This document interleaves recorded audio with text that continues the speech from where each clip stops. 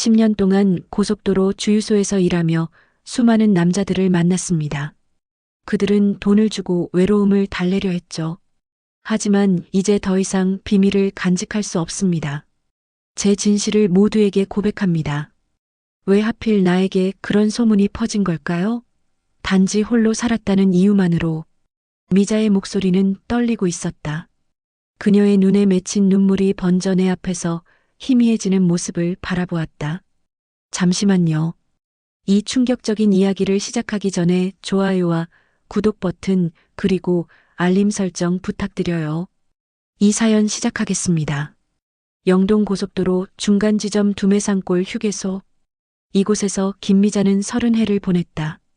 처음에는 매표소에서 시작해 매점 직원, 그리고 이제는 주유소 카운터에서 일하며 수많은 얼굴들을 맞이했다. 특히 화물차 운전사들은 그녀의 단골 손님이었다. 밤낮으로 도로 위를 달리는 그들에게 미자의 밝은 미소는 작은 위로가 되었다. 미자의 삶은 단조로웠다. 새벽 5시에 일어나 6시 교대를 위해 휴게소로 향했다. 12시간 근무를 마치고 돌아오면 작은 단칸방에서 홀로 저녁을 먹고 잠에 들었다. 주말도 평일과 다르지 않았다. 연중무휴, 바뀌지 않는 일상이었다. 남편은 미자가 33이던 해에 교통사고로 세상을 떠났다. 그때 딸 수연은 7살이었다. 어린 딸을 키우기 위해 미자는 어떤 일이든 마다하지 않았고 휴게소는 그녀에게 일정한 수입과 거처를 제공해 주었다. 그곳에서 일하는 직원들을 위한 기숙사가 있었기 때문이다. 하지만 고속도로 휴게소에서 일하는 젊고 홀로 된 여성에게 세상은 그리 너그럽지 않았다. 도시에서 멀리 떨어진 휴게소, 24시간 오가는 트럭 운전사들, 그리고 늘 친절한 미자의 미소는 어느새 불필요한 소문의 시작점이 되었다. 밤에 트럭 기사들을 만난다더라. 돈 받고 특별한 서비스를 제공한다더라. 이런 소문은 미자가 35즈음부터 퍼지기 시작했다. 처음에는 무시했다. 하지만 소문은 시간이 갈수록 커져만 갔다. 심지어 딸 수연의 귀에까지 들어갔고 16이 된 수연은 엄마에 대한 소문을 견디지 못해 서울로 도망치듯 떠나버렸다. 그 후로 미자는 더욱 말이 없어졌다. 소문에 대응하는 대신 묵묵히 일하는 것만이 그녀의 선택이었다. 나이가 들어감에 따라 그녀에 대한 가십거리는 줄어들었지만 그런 여자라는 낙인은 여전히 그녀를 따라다녔다. 이제 58이 된 미자는 그 소문과 함께 늙어가고 있었다. 그래도 미자는 매일 같은 미소로 손님들을 맞이했다. 외로움을 달래러 휴게소를 찾는 이들에게 커피 한 잔, 라면 한 그릇은 언제나 정성스러웠다. 그것이 그녀가 할 수 있는 유일한 위로였으니까. 흩날리는 눈발이 창문에 부딪히던 겨울날이었다. 박상우는 오전 내내 눈길을 조심스레 운전하며 영동 고속도로를 달리고 있었다. 한 달에 3번은 이 길을 오가는 그였지만 눈이 내리는 날이면 더욱 조심스러워졌다. 20년 트럭 운전 경력 동안 한 번도 큰 사고 없이 달려온 것이 그의 자부심이었다. 상우가 휴게소에 들어선 건 정오를 막 넘긴 시각이었다. 온몸이 뻐근했다. 창문을 열어두었던 터라 차가운 기운이 어깨를 타고 등 뒤까지 굳어버린 느낌이었다. 잠시 트럭에서 내려 기지개를 켜고 주유를 하기 위해 주유소로 향했다. 가득 넣어주세요. 상우의 말에 미자는 고개를 끄덕이며 주유기를 집어들었다. 그녀의 손은 겨울바람에 붉게 얼어 있었다. 장갑도 없이 일하는 그녀를 보며 상우는 문득 안쓰러움을 느꼈다. 추운데 장갑은 왜 안 끼셨어요? 아, 방금 잠깐 화장실 다녀오느라 벗어두었네요. 괜찮습니다. 미자의 대답은 담담했다. 그러나 상우는 그녀의 눈에서 잠시 스치는 피로를 놓치지 않았다. 주유가 끝나고 카드를 건네자 미자는 여느 때와 같은 미소를 지으며 영수증을 건넸다. 운전 조심하세요. 앞쪽에 눈이 더 심하게 내린다고 합니다. 네, 감사합니다. 상우는 트럭으로 돌아가는 대신 휴게소 식당으로 향했다. 몸을 녹이고 식사도 해야 했다. 창가 자리에 앉아 뜨거운 국밥을 주문하고 창밖을 바라보는데 우연히 미자가 주유소에서 나와 휴게소 뒤편으로 향하는 모습이 보였다. 그녀는 작은 도시락을 들고 있었고 벤치에 홀로 앉아 점심을 먹기 시작했다. 이상하게도 눈길이 자꾸 그녀에게로 향했다. 30년 넘게 이 길을 오가며 상우는 수많은 휴게소 직원들을 봐왔다. 하지만 이 여자는 달랐다. 그녀의 눈빛에는 세월의 무게와 함께 깊은 고독이 담겨 있었다. 그런 눈빛을 상우는 잘 알았다. 매일 거울 속에서 마주치는 바로 그 표정이었으니까. 국밥을 다 먹고 나올 때쯤 눈은 더욱 거세게 내리고 있었다. 상우는 발걸음을 돌려 주유소로 향했다. 미자는 다시 카운터에 앉아 있었다. 저기요, 앞으로 눈이 얼마나 더 심해질까요? 상우의 물음에 미자는 카운터 위에 놓인 라디오를 가리켰다. 기상청에서는 밤까지 강설이 계속될 거라 예보했다고 했다. 상우는 고개를 끄덕이며 창밖으로 시선을 돌렸다. 이미 눈은 제법 쌓여 있었고 휴게소로 들어오는 차량들도 점점 늘어나는 중이었다. 오늘은 여기서 쉬었다 가는 게 좋을 것 같네요. 미자의 조언에 상우는 고개를 끄덕였다. 그도 무리하게 운전하고 싶지 않았다. 화물은 급한 것이 아니었고 내일 도착해도 문제없을 물건들이었다. 트럭을 주차장 한편에 대고 카페로 향했다. 창가에 앉아 따뜻한 아메리카노를 홀짝이며 눈 내리는 풍경을 바라보는데 옆 테이블에 앉은 트럭 기사들의 대화가 귀에 들어왔다. 저기 주유소 여자 알지? 김미자라고. 아, 여기서 오래 일한 여자? 알지, 왜? 예전에 우리 형님이 그러는데 그 여자 특별한 서비스도 한다더라고. 상우는 무심코 귀를 기울였다. 중년의 트럭 기사 둘이 커피를 마시며 작은 목소리로 이야기하고 있었다. 에이, 그건 다 옛날 소문이야. 이제 환갑 다 된 여자가 무슨. 아니야, 지금도 가끔 트럭에 올라탄다는 소리 있어. 외로운 아줌마라 돈보다는 말동무가 필요한 모양이지. 그들은 키득거리며 웃었다. 상우는 불편한 기색을 감추지 못했다. 어쩐지 아까 미자의 눈빛이 계속 떠올랐다.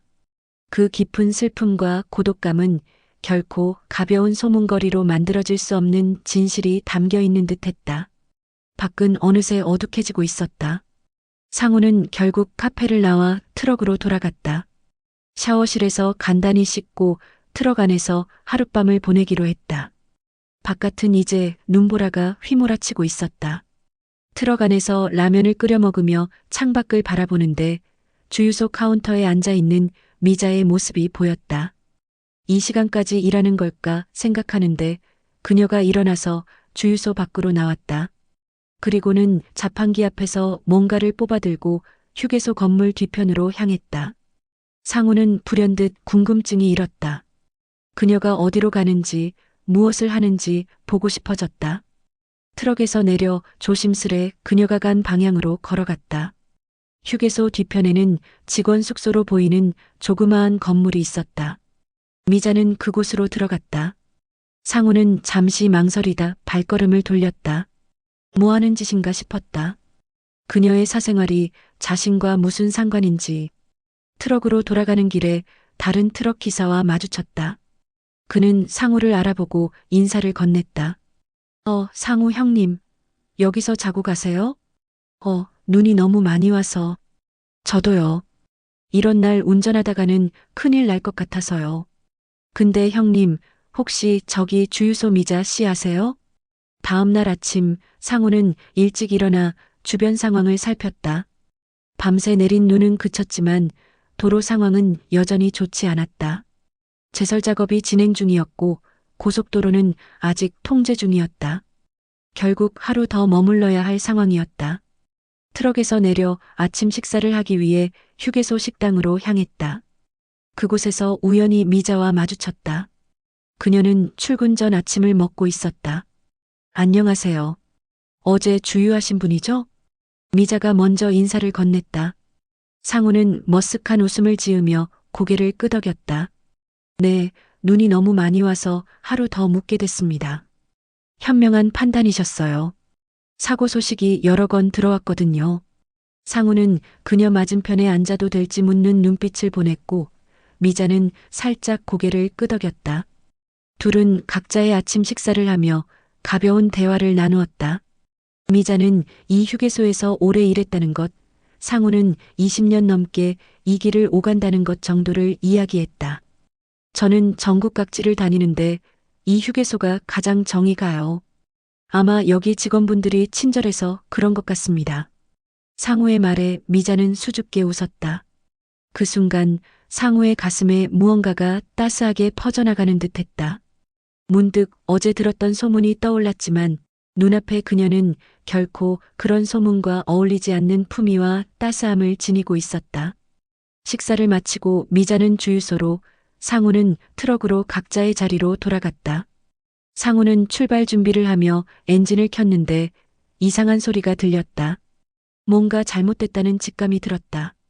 엔진을 확인해 보니 예상대로 문제가 있었다. 트럭은 당장 출발하기 어려운 상황이었다. 인근 정비소에 연락했지만 눈 때문에 오늘 중으로는 어렵다는 답변이 돌아왔다. 내일은 가능하다는 말에 한숨을 내쉬었다. 하루 더 묵어야 하는 상황, 그리고 아마도 하루 이상 수리 시간이 필요할 터였다. 답답한 마음에 휴게소 주변을 산책하기로 했다. 눈 내린 후의 풍경은 평소와는 다른 고요함과 아름다움을 간직하고 있었다. 상우는 트럭에서 카메라를 꺼내 몇 장의 사진을 찍었다. 사진 취미는 오랫동안 유지해온 그의 유일한 낙이었다. 우연히 시선을 돌리니 미자가 주유소 앞에서 눈을 치우고 있었다. 그녀는 작은 키에 소매 긴 털장갑을 끼고 쉴 새 없이 눈을 쓸어내고 있었다. 상우는 자연스럽게 그녀의 모습을 카메라에 담았다. 찰칵 셔터 소리에 미자가 고개를 들었다. 멋진 풍경이라 사진을 좀 찍었습니다. 아, 그러시구나. 사진 찍는 걸 좋아하세요? 취미라고 하기엔 거창하고 그냥 여행하면서 기억하고 싶은 장면들을 담아요. 미자는 잠시 상우를 바라보다가 눈을 치우던 손을 멈췄다. 혹시 트럭에 무슨 문제라도 생겼나요? 아침에 출발하신다고 하셨는데. 상우는 트럭 엔진에 문제가 생겼다고 설명했다. 미자는 안타까운 표정을 지으며 정비소에 아는 사람이 있으니 연락해 보겠다고 했다. 이내 그녀는 카운터로 돌아가 전화를 걸기 시작했다. 상우는 그런 그녀의 모습을 지켜보며 묘한 감정을 느꼈다. 이런 다정함이 소문의 시작이었을까? 친절을 다른 의미로 해석한 이들의 상상력이 만들어낸 결과물이었을까? 미자의 도움으로 정비공이 다음 날 아침 일찍 오기로 했다. 상우는 그녀에게 진심으로 감사를 표했다. 그렇게 하루가 더 흘렀고 저녁 무렵 상우는 휴게소 식당에서 저녁을 먹고 있었다. 그때 미자가 퇴근하는 모습이 보였다. 그녀는 작은 가방을 들고 휴게소 뒤쪽으로 향하고 있었다. 상우는 잠시 망설이다 그녀를 불렀다. 저기요, 미자 씨. 미자는 돌아보며 상우를 알아보고 가볍게 미소 지었다. 아, 안녕하세요. 정비공 연락 받으셨나요? 네, 내일 아침에 온다고 하네요. 정말 감사합니다. 혹시 시간 괜찮으시면 커피 한 잔 대접하고 싶은데요. 미자는 잠시 망설이는 듯 했다. 그러다 천천히 고개를 끄덕였다. 둘은 카페로 향했다. 창가에 앉아 각자 커피를 주문하고 잠시 침묵이 흐른 후 상우가 먼저 말문을 열었다. 여기서 오래 일하셨다고 들었어요. 네, 거의 평생을 이곳에서 보냈지요.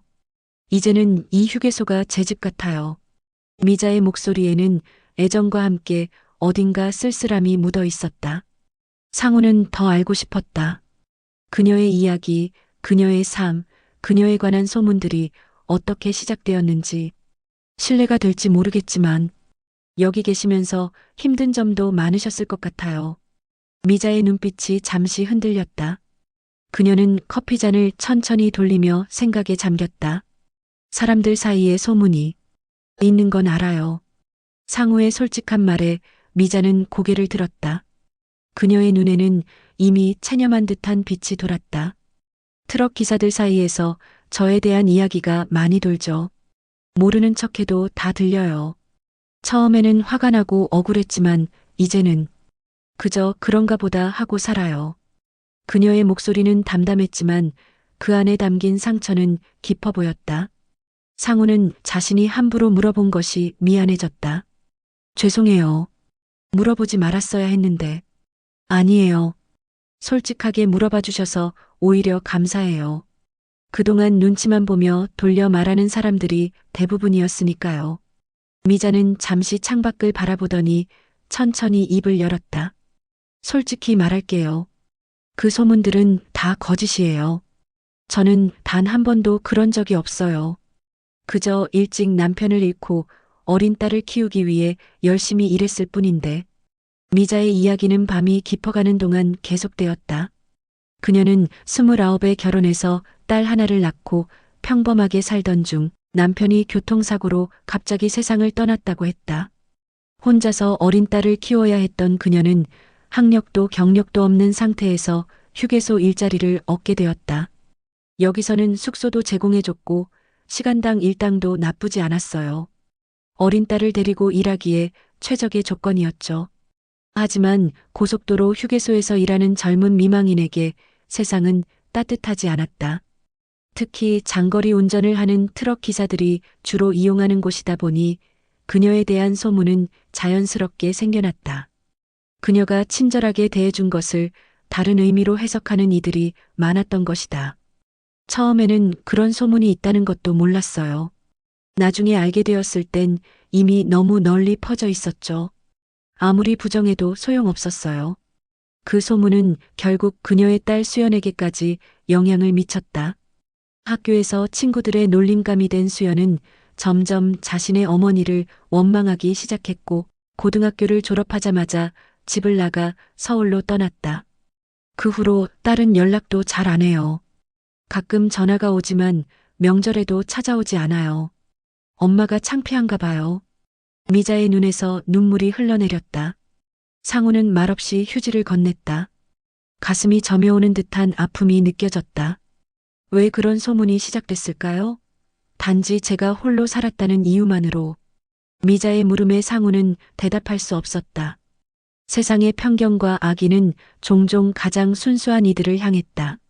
미자의 유일한 죄는 홀로 딸을 키우기 위해 최선을 다했다는 것뿐이었다. 다음 날 아침 정비공이 도착했다. 트럭은 생각보다 심각한 상태였다. 부품을 구해와야 해서 수리에는 사흘 정도 걸릴 거라고 했다. 상우는 할 일 없이 기다릴 수밖에 없었다. 그 사흘 동안 상우와 미자는 매일 저녁 만나 이야기를 나눴다. 처음에는 어색했지만 점차 서로에게 마음을 열기 시작했다.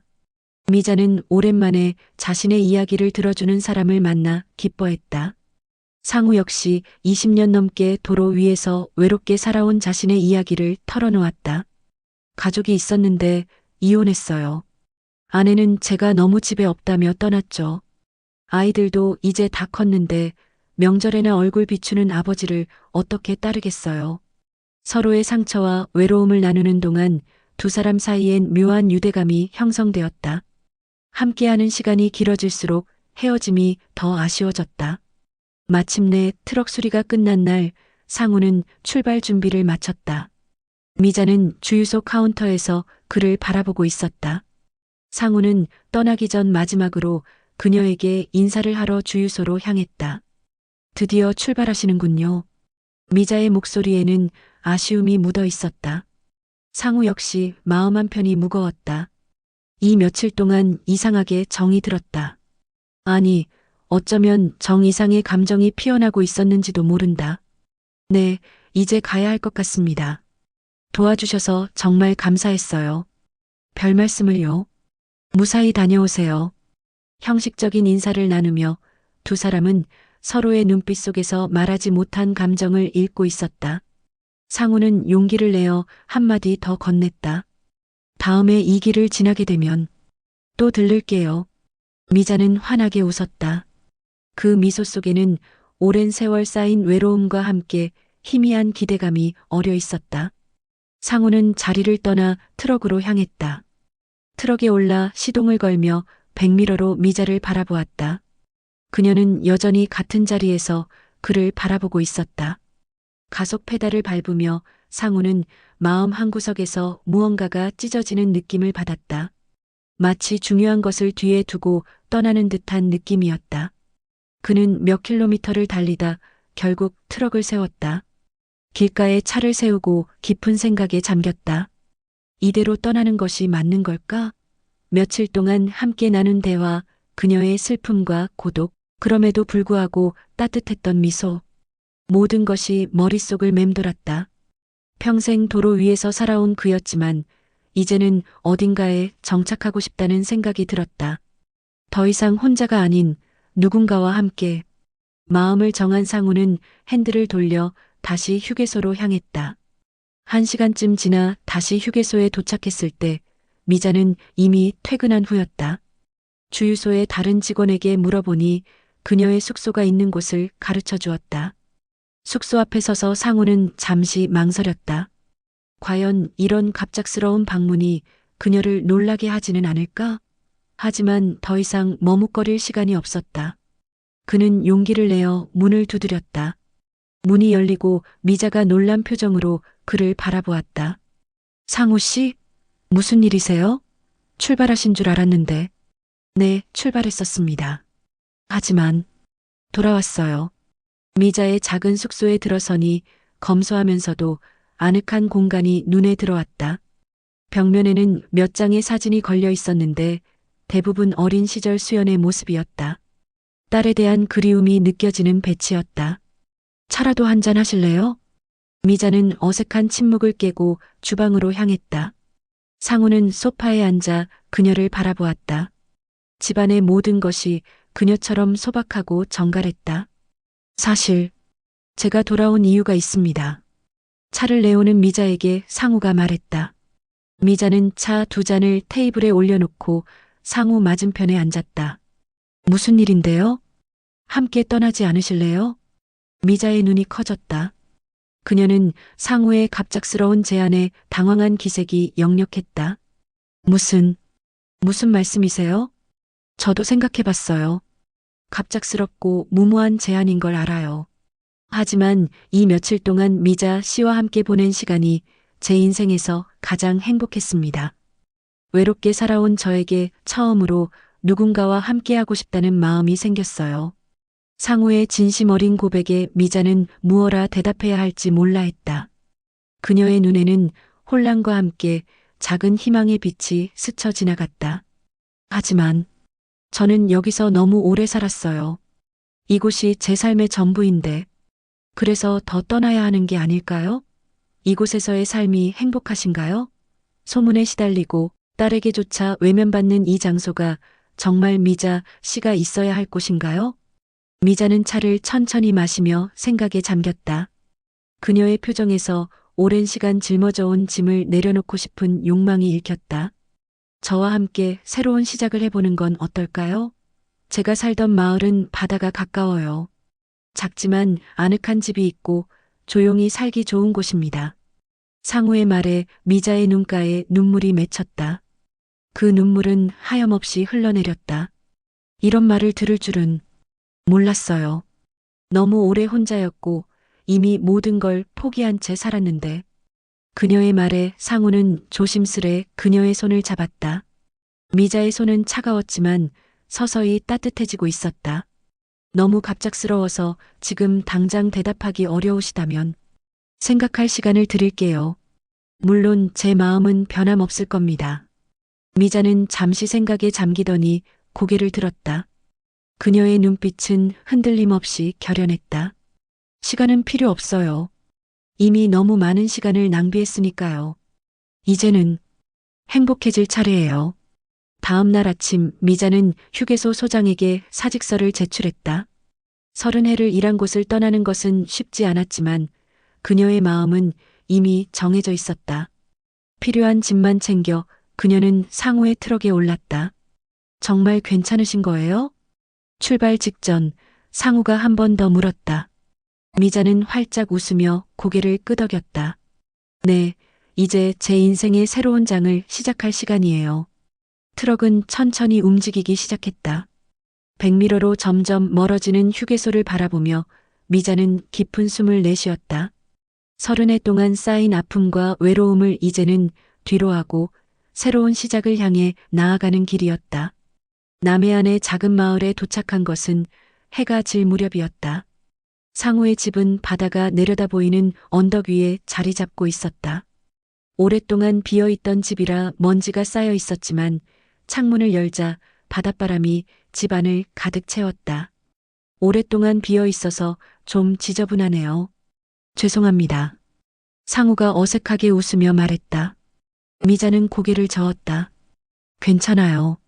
함께 깨끗하게 만들면 되죠. 둘은 함께 집안을 정리하기 시작했다. 먼지를 털고 창문을 닫고 오래된 이불을 빨래하며 집에 생기를 불어넣었다. 저녁에는 간단히 장을 봐와서 함께 식사를 준비했다. 식탁에 마주 앉아 먹는 저녁 식사는 둘 다에게 오랜만의 경험이었다. 참 이상해요. 우리가 이렇게 자연스럽게 함께 있다니. 미자가 수줍게 웃으며 말했다. 상우도 행복한 미소를 지었다. 이상하지만 좋아요. 이게 앞으로 우리의 일상이 되겠네요. 그날 밤 미자는 창문을 열어 바다를 바라보았다. 달빛이 바다 위에 은빛길을 만들고 있었다. 그 모습이 마치 자신의 새로운 삶을 비추는 듯했다. 어쩌면 이제야 진정한 자신의 삶을 살게 된 것인지도 모른다는 생각이 들었다. 다음 날부터 둘은 마을에 적응하기 시작했다. 상우는 여전히 트럭 운전을 했지만 장거리보다는 근거리 운행을 선택했다. 미자는 마을의 작은 카페에서 일자리를 구했다.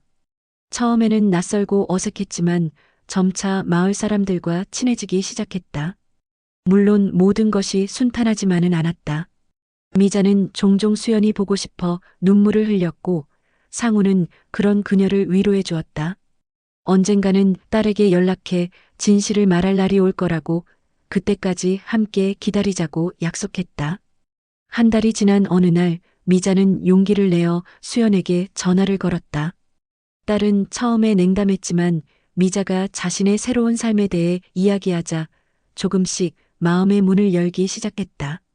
미자는 딸에게 자신에 관한 소문이 모두 거짓이었다는 사실을 천천히 설명했다. 한참의 침묵 끝에 수연은 말했다. 알아요, 엄마. 사실 전 늘 알고 있었어요. 그냥 제가 어렸을 때 그 소문 때문에 너무 힘들어서 도망치듯 떠났던 거예요. 미안해요. 그 말에 미자는 참았던 눈물을 터뜨렸다. 오랜 시간 쌓인 오해가 풀리는 순간이었다. 수연은 조만간 엄마를 찾아가겠다고 약속했다. 계절이 바뀌고 여름이 찾아왔다. 미자와 상우는 작은 정원에 꽃과 채소를 심으며 함께하는 시간을 즐겼다. 그들은 느리지만 단단하게 서로에 대한 사랑을 키워나갔다. 이웃들도 처음에는 호기심 어린 시선으로 바라보았지만 점차 미자의 따뜻함과 진심에 마음을 열었다. 그리고 마침내 수연이 방문하는 날이 왔다. 미자는 아침부터 설레는 마음으로 딸이 좋아하는 음식을 준비했다. 수연이 도착했을 때 미자는 달려가 딸을 꼭 안았다. 오랜 시간 떨어져 있었지만 모녀의 그 믿음은 여전히 그대로였다. 엄마, 행복해 보여요. 수연이 미자의 얼굴을 살피며 말했다. 미자는 환하게 웃으며 대답했다. 그래, 정말 행복해. 내가 와줘서 더 행복하구나. 수연은 상우와도 자연스럽게 대화를 나누었다. 처음에는 어색했지만 상우의 진심 어린 태도에 수연도 마음을 열기 시작했다. 함께 보낸 주말은 그들 모두에게 소중한 기억이 되었다. 그해 가을 미자와 상우는 조용히 결혼했다. 화려한 예식 대신 가까운 이웃과 수연만을 초대한 작은 파티였다. 하지만 그들의 행복은 어떤 호화로운 결혼식보다 빛났다. 한편 영동 고속도로 휴게소에서는 여전히 미자에 대한 소문이 돌고 있었다. 어떤 트럭 기사가 그녀를 데리고 도망쳤다는 소문, 그녀가 어떤 부유한 노인과 결혼했다는 소문 등 다양한 이야기가 퍼졌다. 하지만 그런 소문들은 더 이상 미자에게 상처를 주지 못했다. 미자와 상우는 바다가 보이는 언덕 위 집에서 조용한 일상을 이어갔다. 가끔 상우가 장거리 운행을 갈 때면 미자는 그를 기다리며 정원을 가꾸었다. 그리고 상우가 돌아오면 함께 바다를 바라보며 하루를 마무리했다. 그들은 늦게 찾아온 행복을 소중히 여겼다. 세상의 소문과 편견에 맞서 자신들만의 진실을 지켜낸 두 사람. 그들의 사랑은 모든 상처를 치유하고 새로운 시작을 가능하게 했다. 미자는 종종 생각했다. 만약 그 눈 내리던 날 상우가 휴게소에 들르지 않았다면 어떻게 되었을까? 아마도 그녀는 여전히 소문에 시달리며 외롭게 살고 있었을 것이다. 운명이란 참 신비로운 것이었다. 무슨 생각을 그렇게 해요? 뒤에서 상우가 다가와 그녀의 어깨를 감쌌다. 미자는 미소를 지으며 대답했다. 그냥 우리가 얼마나 행운아인지 생각하고 있었어요. 바다 위로 해가 저물고 있었다. 수평선 너머로 사라지는 태양은 내일 또 다른 곳에서 떠오를 것이다. 미자와 상우의 새로운 삶도 그렇게 매일 다시 시작되고 있었다. 이야기가 재미있으셨나요? 좋아요와 구독으로 응원해 주시면 더 많은 감동적인 이야기로 찾아뵙겠습니다. 여러분의 작은 관심이 저에게는 큰 힘이 됩니다. 감사합니다. 그리고 미자는 가끔 묻습니다. 당신은 그때 왜 돌아왔나요? 상우는 항상 같은 대답을 합니다. 당신이 있는 곳이 내 집이었으니까요.